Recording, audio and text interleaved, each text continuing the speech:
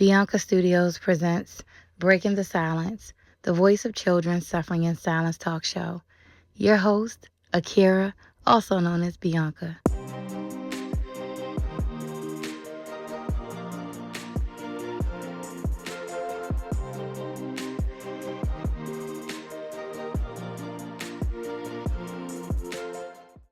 Breaking generational silence. Shh, don't tell. Are the three words that keep you from giving yourself the permission to heal. It was not your fault. It was not okay that awful thing happened to you. I see you and I hear you. Now let's start healing. Sincerely, Akira. Unhealed wounds are exactly that. They are wounds that have yet to heal. And in order for them to even begin healing, you must first acknowledge that the wounds exist and then begin tending to them. Hello, everybody, and welcome. This is the Voice of Children Suffering in Silence. And tonight we have my sissy, my special guest, finally sitting in here. Oh my God, all the years I've been doing podcasts and talk shows, I have never had the honor of having my sister sit next to me and do an interview. And tonight we're doing a full interview with my sister, Sandra. Thank you. Welcome. Thank you. I'm so happy to have you here. Me too. I'm finally here. Finally in this chair. Yes. It's been a long time coming. Yes. I'm so happy that God has blessed us with this opportunity because I know you have a story that can help so many. And I know I've heard it, but I'm not sure if you really shared it with other people. So tonight is that night that I'm picking. Are you ready? I'm ready. Okay. We all have a child who has suffered in silence, some way, shape, form, or fashion, especially from our era. We went through a lot as children, and even if it's, I always say, if it's as simple as you couldn't open the refrigerator when you wanted to, because a lot of people couldn't. A lot of kids couldn't just go in the refrigerator. By God's grace and His mercy, I could, but a lot of kids couldn't just go in the kitchen and go in the refrigerator. And that's something that could really be a hindrance to how they raise their children. It could be trauma that somebody else may not see as trauma, but it really was trauma not being able to go in the kitchen and open the refrigerator. Exactly. You know what I mean? So it doesn't matter what it was that hurt you as a child. If whatever hurt you as a child or hurt your feelings, hindered you in some way or hurt you in some way, and it is something that you remember today or that still bothers you, like every time you walk in the kitchen and see the refrigerator, you get that little lump in your throat. Right. It's important to be able to talk about it, to be able to process it, and to be able to get healing from it. So tonight we are going to learn about little Sandra, and that'll give us the understanding of adult Sandra. And prayerfully, it'll help some child that could possibly be going through some of the things that you might have gone through, or an adult even that may have gone through what you've gone through. One of the beautiful things about telling your story and about sharing things is being able to be an inspiration to somebody else, because we always think it's only us. Right. I know I thought it was only me. Yep. Until I started telling my story and people started saying to me like, oh my God, I went through the same thing. And I'm like, what? You too? Like, where was you when I was going through so you could have hugged me through? You feel me? Right. So it's just amazing how many people go through the same things. And it often takes for somebody to tell their testimony in order for somebody to be even strong enough to get the courage to start telling their testimony and start healing from it. Yes. So tonight, this is what the whole purpose of this episode, with all the episodes on the Voice of Children Suffering in Silence, is all about. So tell us about little Sandra. So where is little Sandra from? Little Sandra, she is from Baltimore. I was born here in Baltimore. Left at the age of 5. Oh, okay. Yeah, my mom married her high school sweetheart, and he was in the military. Okay. So left here and did a lot of traveling. Okay. Which was very interesting because it's hard to make friends and stuff because you're always moving from one place. I always hear about Army brats. Like Army brats have it hard because they have to start over and start over and start over. So that's definitely hard. Yeah. So, with being away from family, because our family was from Baltimore. Okay. And stuff, So moving away from family, that was a bit hard with growing up with my stepfather. Okay. He was a really strict man. Military men usually are super duper strict. You better have that bed done, made up correctly when you're cleaning, which is why I know that's why I'm like how I am now. With being super duper anal about being clean. Oh my goodness, she really is. Very anal. It better be shining. That faucet better be shining. Mm-hmm. All of that. Oh my gosh. It just made me think about when I was trying to, I was showing my nieces and nephews how to clean and stuff. Lord. But it was funny because they sort of was looking at me like, oh my gosh. I remember the twins said, we can see our reflection in the faucet. Because let me tell you, them kids did not clean. They mama was the slave. But they went to Aunt Sandra's house and she was like, oh no, kids clean over here. Yes. So I know the whole everything with that going on is played a big part in who I am as an adult, who I became. So let me ask a question. So because your mom, she married her high school sweetheart, so she married this amazing man who took you guys away from family and friends, and for a child, I mean, at 5 years old, you're just starting to kind of even become old enough to even understand, like, oh, you're my friend, oh, that's my friend, and that's my auntie, and that's my uncle, So being taken away from that, did you have any resentment against your mom? Or did you feel like, no, I know this is for the best, and I'm just enjoying the ride? I think when we first left, I didn't understand anything. Wherever mommy went is where we're going. Okay. And stuff. So with him being in the military and just traveling from different places, we went to England. Was the first place. Oh my goodness. But back then, because of the rules and stuff, we weren't allowed to be overseas with him. Oh. So that ended up putting my mom back here in New Jersey. So we ended up doing that. Okay. So, it was just me and mom and my brother. So Oh, he would okay. come back and stuff. So I was fine. It wasn't, I made my friends. I had fun. But when he came home, it was a whole different story. Oh my goodness. So no reason. I think it wasn't until I reached the age of maybe 8 that I just was like, I just want to go home. Oh, okay. Because this is all I knew. Yeah. Other than, before we left and stuff. And I just knew that our family was here. I wanted to see my cousins. I wanted to see my uncle. Yeah. I just wanted to go. So I was looking at my mom like, why are we not going home? Oh, yeah. And she felt bad herself because she left her brother, her sister, that everybody was here. And it was just our immediate family. Yeah. When we ended up in Alaska. Oh, okay. So, that was hard for her as well. Yeah. So I like you said, after a while, I just went along with the flow. Yeah. You're on an adventure. Sometimes I see a lot, because I didn't move a lot as a kid. I only moved at one time as a child. Mm-hmm. And the one move, it was like an adventure. Mm-hmm. And so I was like, oh, we not going home? Right. Like, oh, this is so much fun. Right. But wait, we not going back? What's going on? So I understand that completely.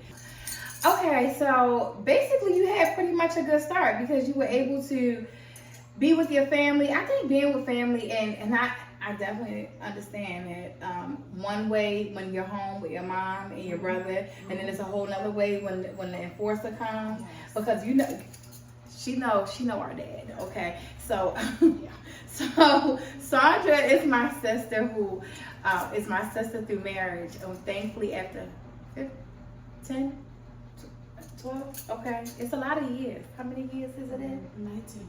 You're 19 years? 19 years. Yep.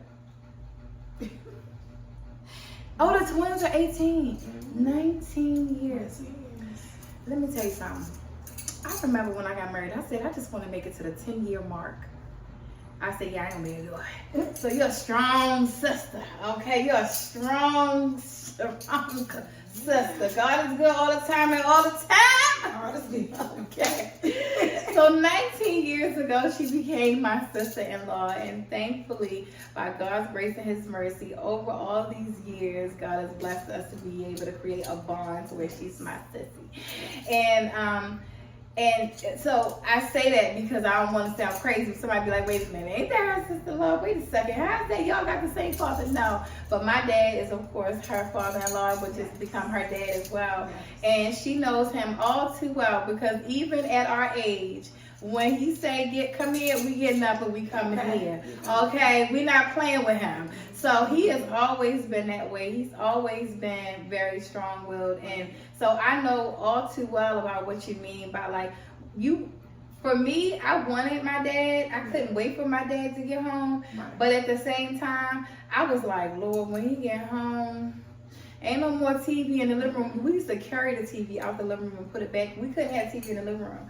And so thankfully we had one of them small TVs that we could carry. So we used to take that TV and put it back in that corner in that dining room. Hopefully he don't ever watch this.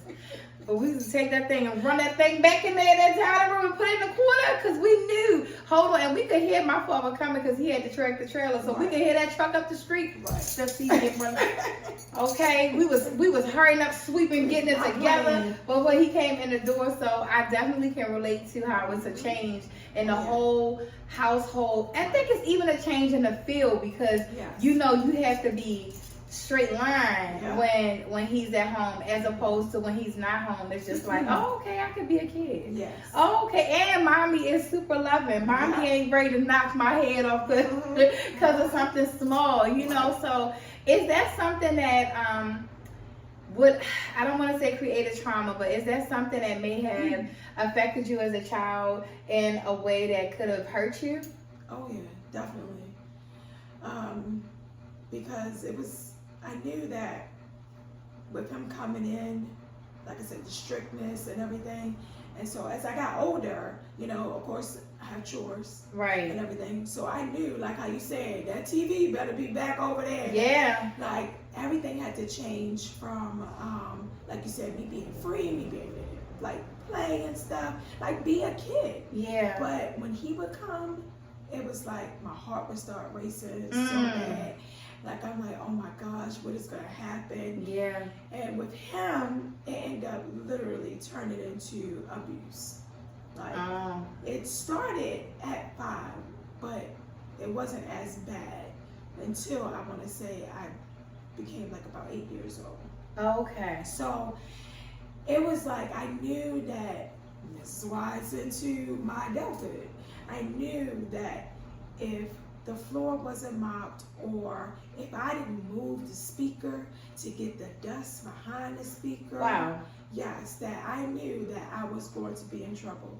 And not just be in trouble, get fussed at. No, I'm talking about like punched in my chest, just like knocked across the floor.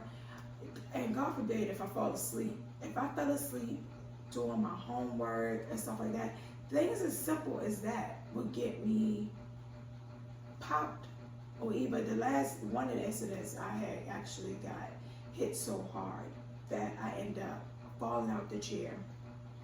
And so back then, the chairs we had then was like the ones that have the wheels on it. Oh yeah. Oh yeah. So he hit me so hard because then I was so afraid. I was so afraid to even answer this man.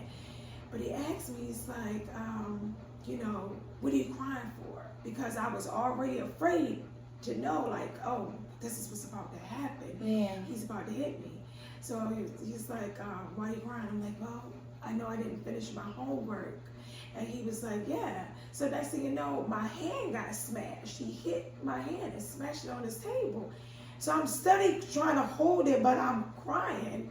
The next thing you know, I knew if I answered this man for why it was I was crying, it was going to be over. And I answered, and before I knew it, he had already hit me in my face, and I fell backwards, hit the little roller part of the chair. Somehow or another, it knocked me out. When I came to, unfortunately, my mother, she was over top of me, and she was just like, oh, you should have been doing your homework. The most painful thing ever, because my mom has always been a type of woman, God rest her soul, she's no longer here, but she's always the type of woman that fought my battles and stuff. But it seemed like when it came to him, some things, I don't know if it's because I don't feel like the arguing, you know, but she would always come to my rescue a lot of times, you know. And a lot of stuff she didn't know, because it was one of those kind of things, if you tell anybody, I'm going to hurt her, and I'm going to hurt your little brother. Because she knew that I was my brother. He knew that my brother and I was really, really close. And that's his child. Oh, okay. Yeah, oh, wow. That's okay. his child. So, you know, and one day he just made an example. Like, if you do, this is what's going to happen. And before I knew it, my little brother had been thrown down the steps. So, wow. Yeah. It, it just went on, you know, for so long. That stuff really affected me. Yeah. You know, and it started, like I said in the beginning, with little things. Yeah. So, yeah, it did bring on, when he would come home, the anxiety kicking. Yeah. You know, just butterflies over my stomach, and I know good butterflies. Like, I'm sitting here telling the story now, and I'm like, reliving those feelings, because they're still with know. you. They're still with you. Yeah. It doesn't go away. Even the fear, I wasn't even there, and it gave me fear just listening, because I remember times being a child and that initial fear. By God's grace and His mercy, you made it through that. And you're here today to even. And you know what? I brought a whole box of tissues for this episode, and I'd be daggone if I ain't need the tissues in the studio downstairs. But yeah, oh wait, but our producer has some tissue back here for you. Yeah. Thank you. Thank you. Yes. Because just little things like, you know, we were joking about, you know, well, I was joking about, you know, hearing my dad's truck pull up, and I believe that was my first initial feeling of fear, of like that, like I didn't know fear until then, and I didn't even know what that was. I just knew, like, okay, I know everything is about to change. Right. Yes. And even with my mom, you know, God rest her soul, may Allah be pleased with her. I mean, but I know I wasn't going to have the same mom, you know, while he was home. Yes. You know, she was going to still be loving, she was going to still cook, and she was going to still cater to us, and she was a protector for us as well. But I also knew, like, she wasn't like, what he say, my mom used to be like, well, that's my husband, you know, so what he say, go. So I can relate to that aspect of your story, but as far as being abused, and that early on from 5, I mean, again, I was just talking about how at 5, it's like you just starting to come into who you are, you know, so that would kind of probably make you feel like that was a normal thing. Like that was something that was okay, because this is this is when you're being molded, you know, but you didn't come from that, you know, so not coming from that, and then that just, because you said he came into your life at 5 and y'all moved, so it's like immediately that was implemented into your life, and to not have your savior, because child, Lord have mercy, our moms are our saviors.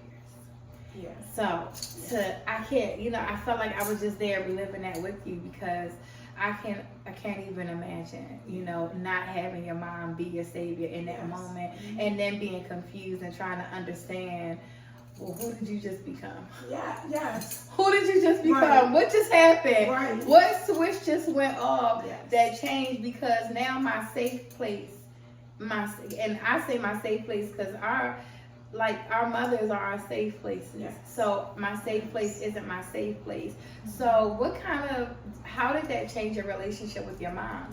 Oh my goodness, like drastically. Like she was not only just physically beating me, but the whole sexually abusing me. And it wasn't nothing that was like actual like penetration, but the touching on me, the making me touch him, the oral sex. And it's like I was told I could never tell her, but she always just like knew like he would be going too far sometimes when he would beat me and stuff, you know. It was time, like I said, she'd come upstairs taking like 2-3 steps at a time to hurry up and get to me. And then my mother, she was a short woman, 5 foot tall, but she didn't play. Mhm. She didn't play at all. She fought him. You know, he'd be hanging, trying to nail machetes on the wall, on the ceiling, and then put, like back then they had like nets or stuff. Uh-huh. So he would put the net over top of it to give himself enough time to get out the door, because my mother just didn't play. But it was just times that when she wasn't there that he did the stuff, and I would want to tell her, and I'm like, well, dang, you see some of the stuff that's going on. Yeah. So at the age of 10, before I was taken away from him, and that was because of another child that came into our home as a foster child, he finally left me alone and started doing the same thing to her. Not the beating part, but the sexual part. Oh, wow. So I got left alone while he dealt with her, and she saw the different things that was going on. So she told, and that's how I ended up being taken out of the home. But at 10 years old, I just kept thinking, like, this woman always fought all my battles. Yeah. You know, people that was messing with me. She literally was coming out beating high school girls up, even though I was only in elementary, that was messing with me and friends. Wow. She would come out, beat them up, and then tell them, "Now go get your mother." You know, that kind of thing. And I'm just So like, why wasn't she that for you with him? right. Like, what was the difference? Exactly. So in my mind, something switched where I was like, and it's probably like,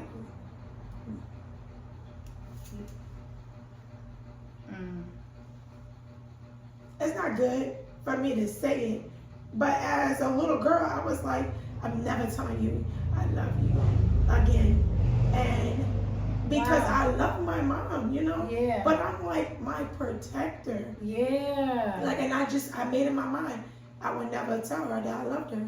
The sad part about that is that I stuck with that throughout my whole rest of my life. Get out All of the here. way until the day my mother died. And I remember me, mommy, speaking of your mother, me, mommy, and my husband Javon was in the room after she had passed. And she's laying there, and it wasn't until then that I remember I looked at my other mother, and I looked at her, and she looked at me, and I just was like, I just broke down. And that's when I finally climbed in the bed with my mom, and I finally, after all them years, told her that I loved her. Wow. I felt like it was too late, you know, but It's never too late. it was explained to me Yeah. how, because I didn't Yeah, she's know. still there. Yeah. Yeah. I she's didn't still know at there. the time, but when mommy broke it down and Javon, my husband, broke it down Yeah. to me, I did learn. Yeah, she still hurt you. She still hurt me. Absolutely. So, And I believe, you know, we're mothers now. yes. We're mothers now.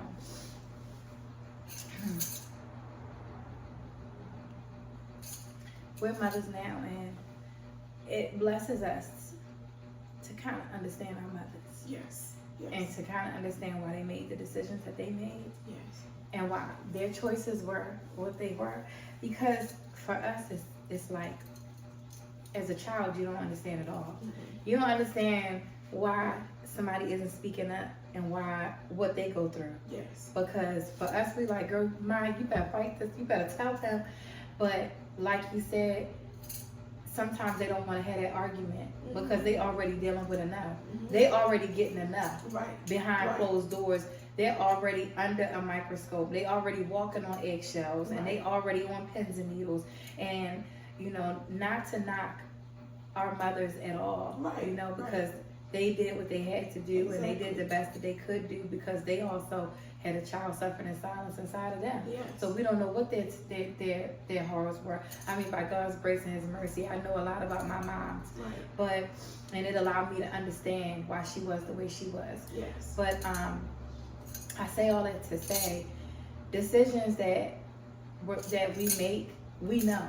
So if our child is upset with us and does certain things that you know, they're doing because they are upset with us. Right. We know. Right. And we know them. I just told Kyrie he was upset about not something I did, but upset about something that happened. And I didn't talk to him for probably like 3 days because he didn't call me. And he called me on like the 4th day, and he said, "Ma, I was really going through so much."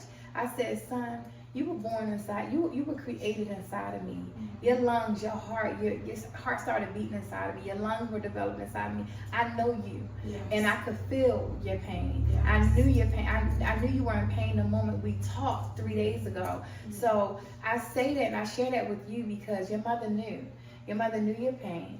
She knew what you were going through, and I'm sure, you know, down to the very end, she probably felt like, I want to be able to say, like, I'm sorry. I apologize, you know, but not know how to because we also prideful and we ashamed. And shame and pride together, those two ingredients keep us from being our very best selves.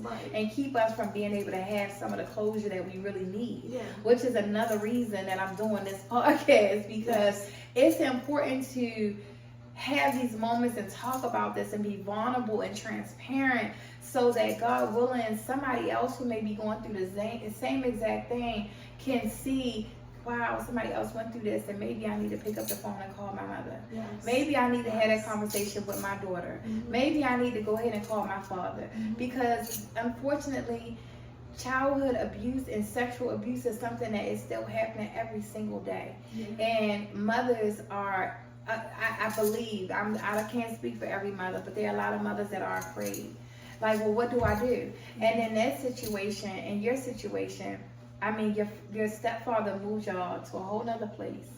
He was, I didn't hear you say your mom worked. She may have worked. She did. So, but he was the military man, and he probably brought in the benefits and brought in the stability, and that gave you guys a new life from being here in Baltimore. So her fear of losing that might have conditioned her to be paralyzed in that moment of not being able to say, okay, I'm leaving him, and I'm going to go ahead and take my kids back to Baltimore, because in her mind, she probably could have been ashamed, like, oh my God, if I go back, they're gonna be like, oh, we knew you were coming back, we knew it wasn't gonna work. You know, we make a lot of bad decisions based off of fear. So I'm only saying, I can't speak for your mom, but I do know. I do know. You know, the decisions that she made could have been out of fear, out of shame, and I'm sure that guilt was with her to the very end. So I know in my heart that even being able to hear you say I love you after she took her last breath is probably what is allowing her to rest in peace today.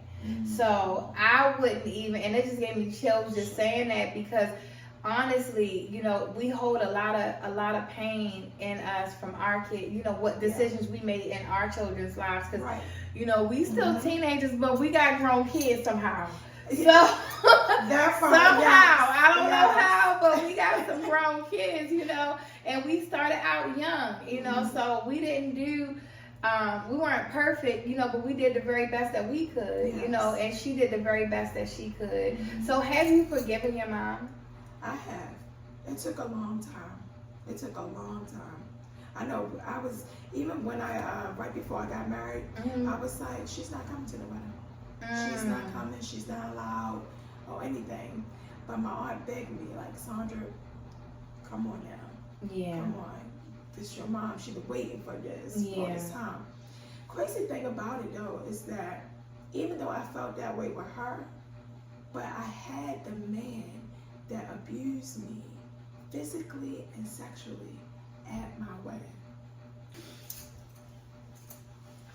Okay, so Sandra, take me to how things ended, because you just said that he was at your wedding. So I gotta go back a little bit. Okay. So when you guys were in Alaska, you had a foster sister. Your foster sister was removed from the home because she told. So what happened to you after she told and they took you?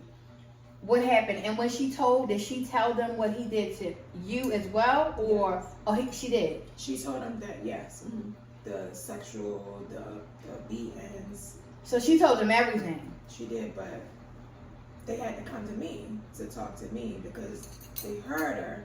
Right. Like, okay, we're gonna investigate even more. Okay. So how take me there to how they came to you. Okay. So after her telling her social worker, they end up calling the MPs, and they came to my school. And what's the MPs? Oh, military police. Okay. Because Okay. Oh, because you're on a military base. Right. Okay. Mhm. So they come to Wow, wait, the nerve. You're on a military base in military school and you doing stuff like this? Exactly. Okay, go ahead. Mm-hmm. So they came to the school and they just said they wanted to talk to me. Counsel came and got me, wanted to talk to me. And it was like, we were told some things was going on with you. Uh-huh. You mind sharing with us. So what they did was, and me telling, of course, as a child, I'm scared because I'm not supposed to tell. Right. So I'm scared, but they had like dolls out, Barbies, Ken, all kinds of. Oh my God, it's like in the movies. Yeah. Yeah. Okay. So even though I was sitting there like, don't tell, but they watched me play. They ended up having the other people that did come in the room to leave. Okay. And originally just left me in there with that one person. Okay. And just had me, I just started playing. And in me playing, I was talking about what was going on with me, how he touched me, and it was with Barbie and Ken playing with with each other and stuff. Yeah. And once all of that was done, it was enough. MPs went straight to, they called my mom up, they let her know, listen, everything has come out about your husband, and we're giving you a choice. You either need to leave your husband and you get your child, we'll let her come home, or if you don't and you stay, then we're taking your child. She chose her husband, which is how I end up in foster care for 5 years. 5 years without this woman. And I couldn't believe that, like, you left me. Oh my God. So, oh my gosh, Sandra, Lord have mercy. God, please bless her to have healing, Lord. Please give her peace, God. Please get her through, God. Please strengthen her, God. Please bless her to know her strength, God. Please give her peace, God. Lord, this is not easy, God. But you blessed her to make it through, God. And we know that her pain has purpose, God. So please bless her to use her pain in her purpose, God. Yes. Allow her to walk the path that you have created for her, God. Because you did not allow her to go through all of that for nothing, God. You are a God who does something for something, God. And I know that you have strengthened her and brought her through this for a reason, God. Please bless her with healing, God, so that she may be an inspiration and a strength for some little girls who may be going through what she went through. Because, God, she wasn't alone. You were there with her, God, and you have brought her here, God. So please bless her, God, in this moment. Amen. Amen. Lord, have mercy. That was a lot. Okay. God, okay? Because even with me knowing that we got purpose in this, okay? Lord, have mercy, okay? Because that is a lot, okay? Because the trauma is trauming. It's trauma and traumaing. That's not even a word, but that's what the trauma is traumaing right now, because so many things just happen in a blink of an eye, and these things happen for your greater good. I just watched something. This lady said every day, say all is well, all is well. Everything that is happening for my higher good. And I'm telling you, when I watched this video, in the moment, I needed it more. God gives us what we need when we need it. We just don't know it sometimes. And in this moment, I know all is well. And everything that is happening for your higher good, because you are in need of still having closure and healing and peace. As much as you have gone through and made it to this age, just that moment in time, losing your mom, being taken away from your family structure, no matter how bad it is, our home is our home. Yes. And no matter how scary it is, it's still our home. That's still our family. And being taken away from that, and as much as you may have wanted to be rid of being abused and treated the way you were and living in fear, it's still a whole nother fear placed on you when you're placed somewhere where you know no one. Yes. You know nothing. And now you have to adapt to an entirely different life. And I've never been there, so I want you to take me there. What was that like, going through being placed in a whole new home with new people and a new life? So because I went from home to home, I had a couple of different foster homes. Oh, that I wow. was in, because some of them didn't work out. A lot of people, unfortunately, are in it just for the money, Right. not to actually help the children. Yeah. And it puts more of a trauma on the child. Yeah. You know, so I had one foster mother that the girls that was in there, I don't know if they was jealous or what, but my hair was really long and down my back. And the girls was like, oh, she thinks she cute kind of thing. I'm 10 years old. Yeah. You know, I'm just like trying to figure my way through this. Like I said, I'm not with my family. Right. This is all new to you. All new, you know. And the foster mother had the girls come in, hold me down while they cut all my hair off. And I mean, from down in the middle of my back hair to a number 1, or maybe close to a number 1, all the way just up. And I remember I just kept fighting. It was like I could do nothing. I was so, not so much, I was afraid, but I was so mad because I'm so young and these girls was older, and then I had the adult that was supposed to protect me that went against me. So I'm taken out of that home and put into another. By the grace of God, finally I made it to 2 other foster homes. And that was like the best. One family wanted to adopt me. Another family, this woman, she ended up becoming really close. I ended up becoming really close with her because her son saw the bruises, saw the different kind of things that went on with me when we would come to school. Oh, yeah, wow. so he became my best friend. Oh. And his family just immediately took me in. Oh, wow. And then the last ones I end up with, they're the ones who actually took me out of my box because I became so quiet. I didn't talk, you know, because of everything. Yeah. I've gone through, You have been know? silenced. Yeah. You have been I've been silenced. silenced. Yeah. Yes. You have been silenced. Yes. So he finally put me in everything he could think of to just, and him and his family made me feel loved. Like anything that went on with me, they were there for me. And he said, you know what? They put me in modern dance, jazz dance, ballet, everything. Oh, okay. wow. So finally, he was like, you know what? I always would say, I'm so ugly. Like, I'm not pretty. Oh my gosh, Sandra. And this is how I was always made to feel. Like, Yeah. why? You know? Yeah. And finally, he just was like, you know what? They have a pageant that's going on here in Alaska. And you know what? We're going into it. And I was like, not me. Oh my goodness. You know, and he had his own hair salon and all that. Mm-hmm. So he did my hair, all this stuff. He made me go and, not made me, he pushed me out of my comfort zone. I put it to actually talk because I just did. Yeah. He was like, we're going to get sponsors, but you have to be the one to, you know, bring these people on to get, you know, so you can get them as sponsors. Yeah.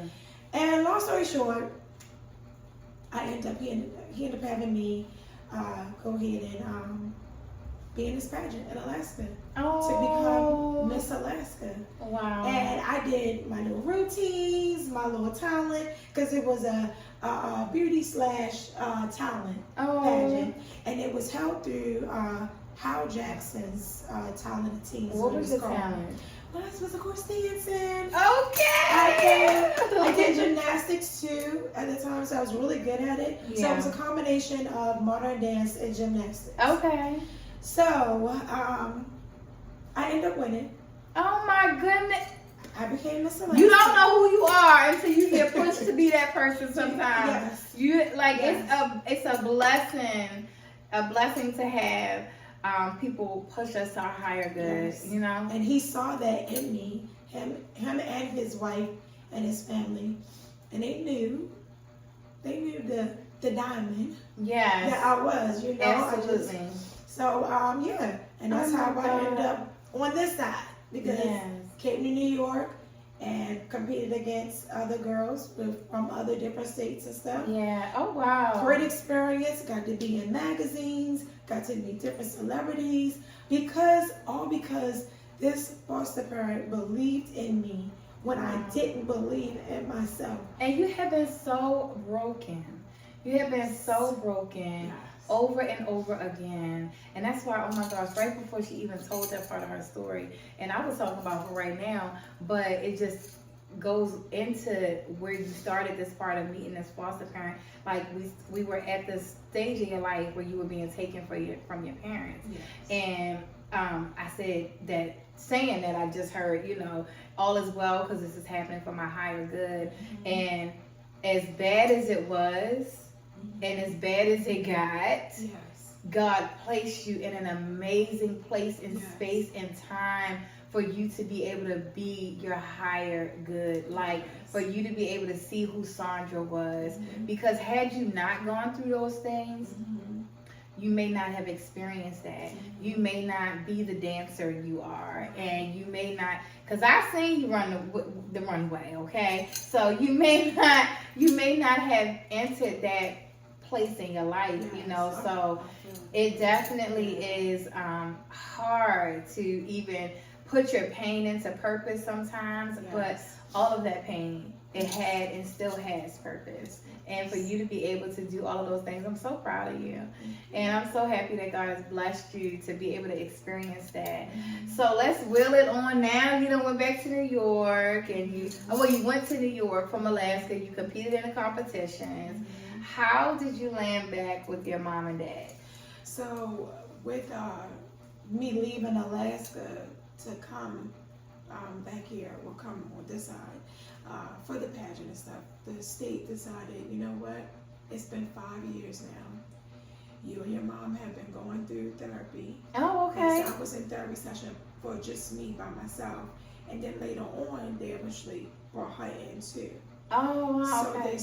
they felt like we were in a better place. Okay. In a good place. My stepfather ended up in jail, so. Oh, okay. Yeah, so he had to end up doing his time, even though everything he did, he only did a year. He got off on good behavior. Get out of here. Yes, he got off on good behavior for how he got to come home early. But trust and believe, from what I found out later on, they got him in jail. Oh, okay. Because, you know, They don't play that when you mess with kids. And even today, you know, you could do almost anything other than mess with a child. And you know, that's like the worst of the worst. So I can only imagine. And nothing we do, I tell this to my kids now, like nothing we do goes unpunished. Oh yeah.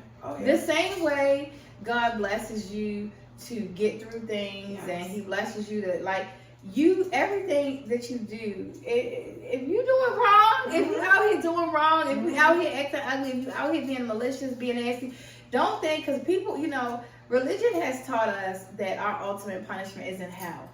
Right. But that just is not true. No. I don't believe that. Because it could be, I don't know, I ain't been there. God, please don't ever take me there. Amen. Okay, amen. Okay, but what I do know and what we do know is in life we go through hell sometimes. Yes. You know, we go through some hurt, and sometimes we be having to sit back and think like, you know what, I really probably shouldn't have did that, because that is what led to this. You know what I mean? Now, so I'm sure he paid for, and it's probably still paying every now and then for his punishment. Because I just heard the other day, right, that this person that is a pedophile, I just heard that they are really sick. It's an older person, an older person. And when I heard that the person was sick, I was like, wow. And they're sick to the point of like, just sick. I'm gonna just say that, right? And I thought to myself, I know personally the person that he abused. And I know the turmoil that, not just person, but persons, it's a lot of them that he abused. And I know a lot of what some of them went through, and I know their story, and it hurts me every time I think about it. So when I heard he was sick, and the way that he was sick, I said, wow, God is not letting him leave this world without being punished first.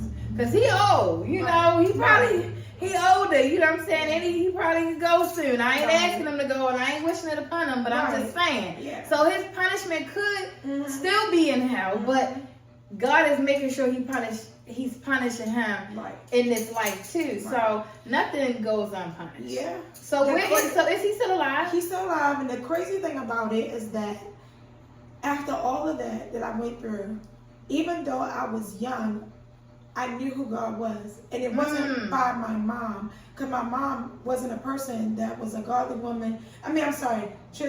She wasn't a woman that went to church. Not religious. She wasn't a religious woman. Yeah, okay. So she wasn't the one who introduced me, but it was just something of the fact of, I feel like with me going through what I went through, all through the foster homes, you know, being almost raped in one foster home. Oh my God. Just so much I went through. I felt with inside me that it had to be a higher being that was helping me through. Keeping you, yes. So my friend I ended up meeting in school, his father was a pastor, and they asked my foster parent, can I come to church? Oh, wow. And I think me going to his father's church is what made me more stronger and stuff to be able to find some kind of way to get through. Wow. So, but yeah, the crazy thing is that later on, after my mom and him separated, divorced and everything, here it is. It's time for me to get married. Okay, yeah, we back here now, because I need to know, okay? Yes. It's time for me to get married. So, you know, you go through all things. Yeah, you need a photographer, you need a videographer, you need this, you need that. And my stepfather found out that I was getting married. And he called me up, and he said that he wanted to talk to me. So I'm over at the house. I go over to see him. And I'm still nervous because it's still in me as a little girl. Yeah. So even every time I came to this man's presence, you know, little Sandra came into his presence. You know? Yeah. But my grownness inside, even though little Sandra was there, was like, I wish you would. Okay? Because this is a different one. Cause now I'm little Sandra's protector. Yes. So I wish you would, cause little Sandra, she got a real protector now. Yes. Okay, she don't need to call nobody. Okay. I'ma show up for her. Yes. So say the wrong thing, make the wrong look. Yes. Blink that eye the wrong way. Okay. Look like you winking. Okay. And it's a problem. That's exactly how it was. So long story short, this man begged me to be the photographer of my wedding. He wanted to actually, you know, be there for me and not charge me anything. He did. So my heart, and the kind of heart I've always had, and I remember questioning God, like, why would you give me this kind of heart? Yeah. You know, because this man, he was the type that when I was younger, I was like, I wish you get hit by a Mack truck. I just want you to just leave, like, you know. As a child, you know, this is the things. Yeah, because you're thinking of how can I make this person disappear? Yeah. How can I make this situation stop? And and when, you know, just to give you a little, like, don't be mad at little Sandra for thinking that, you know, when you're younger and you don't have your protector like your mom there, you still, a part of you, even being young, knows, like, but if he wasn't here, she would be what I need her to be. So, God, run him over. Run him over. Wait, he went to war and came back. God, get him. You know? Exactly. I'm there with you. I'm there with you. Okay, it's like, I don't want you to die, but you need to. It's the only way. It's the only way for me to be okay. It's the only way way for me to have a kid life again. Yes. It's the only way for me to be able to not be in fear. It's the only way that I'm not going to be shaking in my boots every time I walk down the steps. Yes. It's the only way my mom is going to be my mom. Yes. So, that's I how get go. it. I get it. So when he asked me that, I didn't right away say yes. Mm-hmm. Because what I ended up hearing in my mind, in my head, was God's voice. And even though I know we don't know exactly what God's voice sounds like, but I heard a voice in my head, and it said, in order to be forgiven, you have to forgive. And I knew that in my adult life, I needed to be forgiven for things that I know I might not have been right for and stuff. And I just knew I had to forgive him. So I said, okay. And it wasn't till that moment that I actually forgave him. Of course, my mom was still hurt by her situation with him and stuff. And her seeing this man at my wedding, doing what? It was like, and people who knew my story. She said, girl, you better pull out a camera phone. Okay. She said, girl, you better. Yes. What you mean he the photographer? Right. So my family, of course, everyone knew my story. Yeah. So everyone was looking at me and like, why would you do this? Yeah. Why is he here? Yeah. You okay? You know? I remember my aunt coming back in the room while I was getting dressed, putting my dress on. And she said, let me talk to you for a second. Yeah, it was one of those kind of moments, but I just had to say, I just gave it to God. And that's one of the things too that kept on continue staying in my mind, that God blessed me with a beautiful mother-in-law that always kept reminding me, let go. And let God. Yes, she did. That's her favorite saying. And vengeance is mine, says the Lord. Vengeance is mine, says the Lord. Okay? Because so many times I wanted to act out. But let me tell you something. Piss Cookie off, and she forget everything she told us. Okay, you pissed her off. Oh, you hurt her feelings. She forget all of them. Oh, yes. But yeah, she definitely was. Yeah. So, I as time went on, I had to. That's where I went. I had to forgive. And that had to be refreshing for you, because pain suffocates you. Yes. And the anxiety of the pain suffocates you. And I don't believe that we're able to truly live to our fullest potential until we start processing that pain. That's why the voice of children suffering in silence is so important to me. Being a voice for the voiceless and being a voice to the voiceless is so important to me, because I know what it's like to be silent.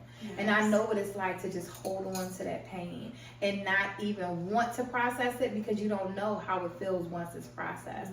So for you to be able to forgive him and to speak on that voice, right? Because I hear people say a lot, like, and make fun of, like, somebody please tell me what God's voice sound like, because I ain't never heard it. Right.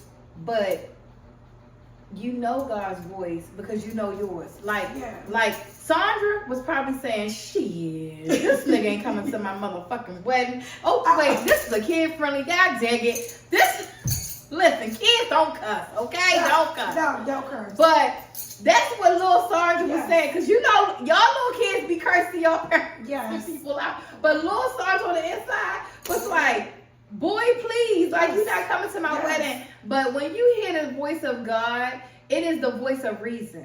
It is the voice that is speaking what you really don't want to speak. You hear what you hear, and we ask God for things. We ask God for guidance, and we ask God for healing. And then when he comes through and those thoughts come to your mind, how else could it come? Right. And I be so surprised when people be like, what do God's voice sound like? But as if we can't hear it. Right. But then how do you think you're being led? Yes. How do you think you're being led? How do you think that we have all that we have? How do you think, like, you can't say thank you, God, for blessing me with this house, if you can't say thank you, God, for giving me the knowledge to get this house. And the knowledge came from those voices in your head that said, girl, start saving money. Start getting your credit right. Start putting the money in the bank. Don't buy that. Buy this. That's God's grace, and his gift to you is him leading you. I got a picture on the wall right now. Walk by faith, not by sight. Just ask God to lead you the way. I'm going to make sure I put that in here as in this video. That is God. God bless you in that moment to be able to be led, and he told you, listen, to be forgiven, you got to forgive. Because you holding on to that. Listen, it happened to you, but it happened to you because I needed you to be able to get to where you were. And I need you to be able to get to where you're going. I need you to be this version of Sandra. You know, I have to show the recipe. The recipe is everything to me because I feel like at this stage of my life, God is always telling me, like, this is the ingredient for that. This was the ingredient for that. And in our journey of being adults who have gone through test, trials, and tribulations, trauma, heartbreak, heartache, all of those things, those were the ingredients to the recipe of who we are today. And I am proud of who God has blessed me to be today. And I am proud of who God has blessed you to be today. Even who we are together today. You know, we've gone through a lot, okay? We've been ready to cut each other head off. Okay? We was ready to two-piece each other and give each other some biscuits and everything. Okay, we done been through the war, but God blessed us to even go through that in order for us to be this. Those were the ingredients to this recipe of the bond that we have today, and in the moment in time when we needed it the most. Because Lord, losing my mother was just so. God knew, okay? Look, girl, let it go. I even heard my mama saying, let it go, okay? Because he knew that we would need each other, and I'm grateful for that. So I share all of that with you in this moment because everything that you went through created the recipe of who you are. And little Sandra went through a lot, but came out beautifully. And I know that it's still a healing journey for you. And there's a lot more to go. And we definitely want to make sure we have Big Sandra back here to tell us more about little Sandra. Definitely are. But what is something you would say to little Sandra today? Speak up. Because you are a voice in this world. It is to be heard. Absolutely. That's absolutely perfect.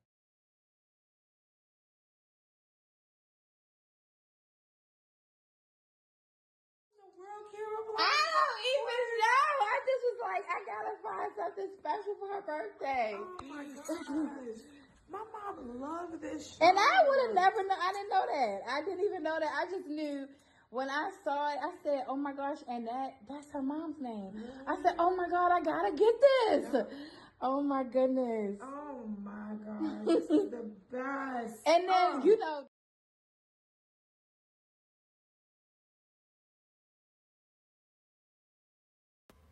When silence is broken, strength is renewed and healing begins.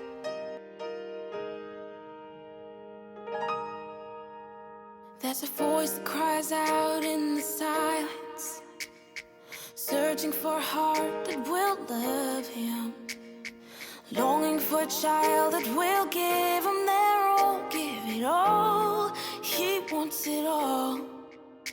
And there's a God that walks over the earth. He's searching for a heart that is desperate and longing for a child that will give him their all, give it all. He wants it all.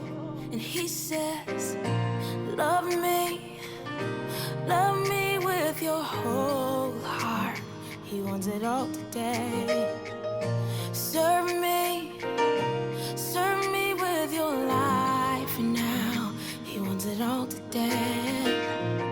Bow down, let go of your idols. He wants it all today. He wants it all today. He wants it all today. He wants it all. A strong woman has faith that she is strong enough for the journey, but a woman of strength has faith that it is in the journey that she will become strong. A strong woman is one who feels deeply and loves fiercely. Her tears flow just as abundantly as her laughter. A strong woman is both soft and powerful. She is both practical and spiritual. A strong woman in her essence is a gift to the world. And Sandra, you are a gift to the world. I am so proud of you for overcoming all that you have been through, for being strong enough to stand or sit and tell your story boldly, unapologetically, and authentically. I love you and I'm proud of you.